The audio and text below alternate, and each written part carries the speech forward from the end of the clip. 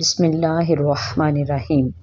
اللہ عز و جل نے عورتوں کو یہ حکم دیا ہے کہ وہ اپنے گھروں میں ٹھہری رہا کریں اور شرعی ضرورت اور حاجت کے بغیر اپنے گھروں سے بالکل نہ نکلا کریں۔ نبی کریم صلی اللہ علیہ وآلہ وسلم نے عورتوں کے اس عمل کی فضیلت بھی بیان فرمائی۔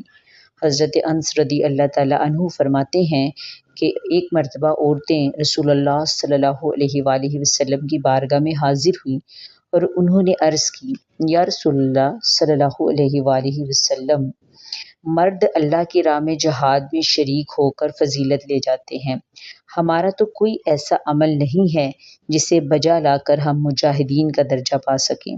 تو نبی پاک صلی اللہ علیہ وآلہ وسلم نے ان سے ارشاد فرمایا، تم میں سے جو اپنے گھروں میں ٹھہری رہیں وہ ان مجاہدین کا درجہ ہی پائیں گی جو اللہ تعالیٰ کی راہ میں جہاد کرتے ہیں۔